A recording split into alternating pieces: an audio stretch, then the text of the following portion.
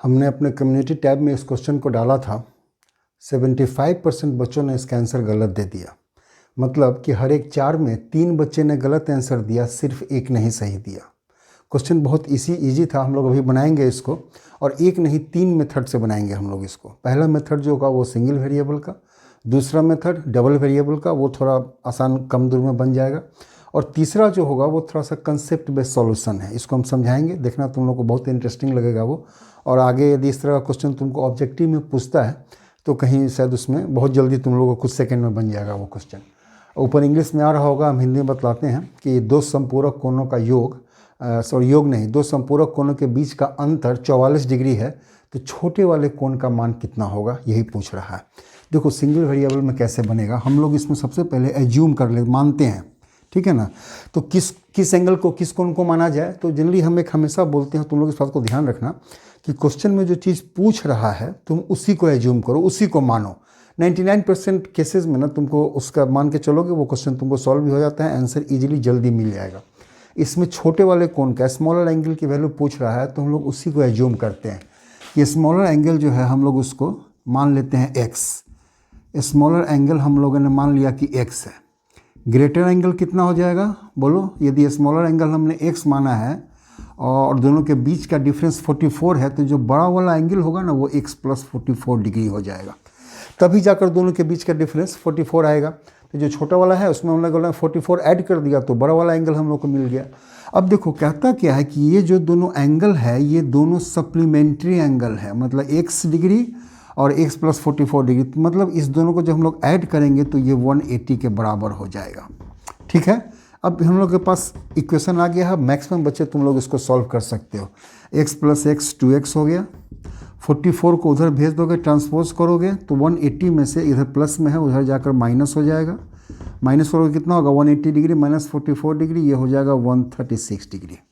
2x = 136 degree, तो x की value हमारे पास आ गई 136 डिग्री डिवाइडेड बाई 2, ये हो गया 6 और 8, 68 डिग्री। हमने स्मॉलर एंगल को ही x माना था और x की वैल्यू हमारे सामने है, तो आंसर तो निकल गया। हम लोग इसको चेक जरूर करेंगे। हम बार बार बोलते हैं कि जो भी आंसर निकालो कुछ सेकंड टाइम लगता है, चेक जरूर करो उसको, नहीं तो सारी मेहनत पर पानी फिर जाता है। 68 है। बड़ा वाला एंगल कितना हो जाएगा, बड़ा वाला एंगल हो जाएगा 68 डिग्री + 44, ये हमारे पास आ गया 2 और 11, 112 डिग्री। दोनों सप्लीमेंट्री एंगल है, दोनों को ऐड करने पर 180 आ जाना चाहिए। देखो इस दोनों को जब तुम ऐड करोगे ना तो ये तुमको 180 डिग्री हो भी जाएगा। ठीक है, इसका मतलब है कि जो हमने आंसर निकाला है 68 डिग्री वो बिल्कुल सही निकाला है। तो ये सिंगल वेरिएबल का था। डबल वेरिएबल में बतला देते हैं।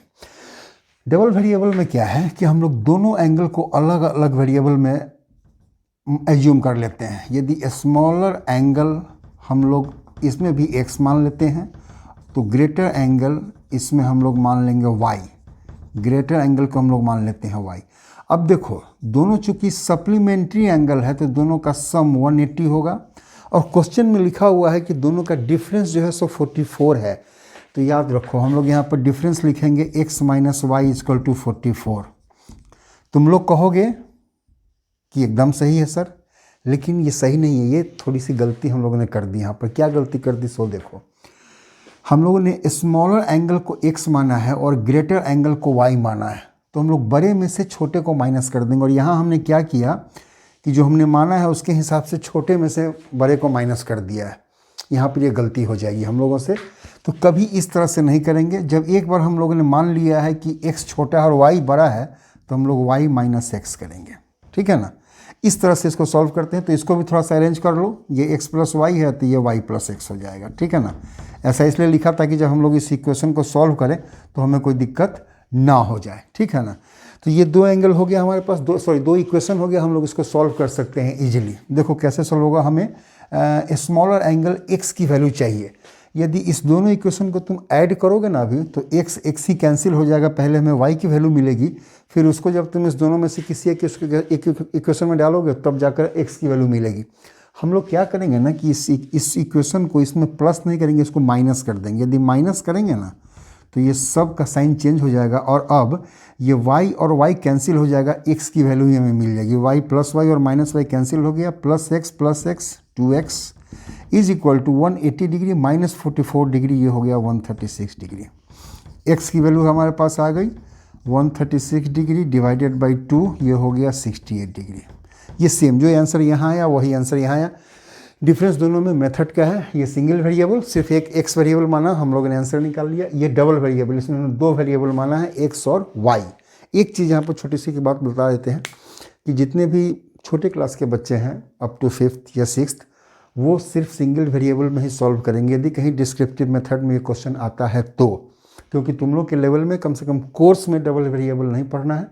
यदि बनाओगे तो थोड़ा अच्छा साइन नहीं जाएगा। ये हम लोग समझते हैं कि हाँ बना दिया इसको डबल वेरिएबल में, लेकिन बहुत सारे मायने में ये थोड़ा निगेटिव है। नॉलेज के मामले में बहुत अच्छी बात है, लेकिन एग्जामिनेशन पॉइंट ऑफ व्यू से कहीं कहीं ये बहुत निगेटिव हो जाता है। क्वेश्चन चेक करने लोग को लगता है ना कि थोड़ा बच्चा ज़्यादा बड़ा है, आ गया है छोटे में। तो हमेशा याद रखो, हाँ जो 7th 8th या उससे ऊपर के बच्चे हैं वो डबल वेरिएबल में, सिंगल में, जिसमें मन करे वो बना सकते हैं। तो ये तो दो मेथड हो गया। एक हमने कहा था थोड़ा सा कंसेप्ट लगाने के लिए, देखो वो बड़ा इंटरेस्टिंग है, थोड़ा ध्यान से समझना कि दो चीज़ों के बीच का जो भी डिफरेंस होता है ना, यदि उस डिफरेंस को तुम हटा दो तो दोनों की वैल्यू सेम हो जाती है। कहने का मतलब कि दो चीज़ों के बीच का डिफरेंस यदि कुछ है, इसका मतलब है कि एक की वैल्यू कम है, एक की वैल्यू ज़्यादा है, तभी डिफरेंस है। तो जो डिफरेंस है उसको यदि तुम बड़े वाले में से माइनस कर दो तो दोनों इक्वल हो जाता है। अब इस कंडीशन में क्या है, तो दोनों का जब तुम इक्वल सम, तो दोनों का सिर्फ तुम सम है उसको भी जितना तुमने इसमें से माइनस किया है तो इक्वल हो गया। दोनों का जो सम होगा ना वो भी उतना ही माइनस हो जाता है। कहने का मतलब कि x और y दोनों यदि इक्वल है, दोनों का सम जो है 44 डिग्री है, तो 180 में से, ठीक है ना, 180 में से यदि तुम 44 को माइनस कर दो तो ये आ गया 136 डिग्री। इसका मतलब कि ये 136 डिग्री जो एंगल निकला है ना, ये दो इक्वल कोनों का, दो इक्वल एंगल्स का सम है ये। क्योंकि जो डिफरेंस था उसको तो माइनस कर दिया हम लोगों ने, हटा दिया। तो अब ये जो भी सम बचा हुआ है, ये दोनों एंगल का जो सम है, तो वो दोनों एंगल अब इक्वल हो गया। तो जब दोनों इक्वल है तो एक एंगल का वैल्यू कितना हो जाएगा, उसको 2 से डिवाइड कर दो, ठीक है ना, 68 डिग्री। ये सिंपल सी बात होती है।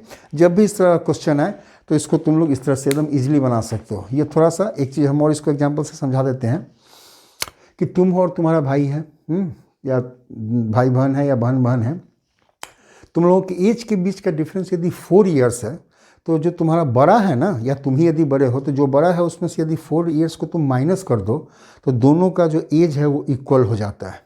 तो सम में से भी माइनस करना पड़ेगा। तुम लोगों का जो अभी सम है एज का, उसमें से ही माइनस करो। तो जो सम था उसमें से हमने माइनस कर दिया, तो जो अब जो बचा, जो वैल्यू बची तुम लोगों के एज की, वो तुम दोनों का इक्वल का सम होगा। तो एक का कितना होगा, दो इक्वल चीज़ों का सम जो भी है, एक का वैल्यू 2 से डिवाइड करो, उसकी वैल्यू मिल जाएगी। 2 से डिवाइड किया, हमें 60 डिग्री मिल गया। तो कहीं यदि ऑब्जेक्टिव है और थोड़ा सा यदि तुम्हारे पास कंसेप्ट है तो तुम इस तरह से बनाकर ईजी में रफ में कैलकुलेशन करो, आंसर दो, निकल जाओ।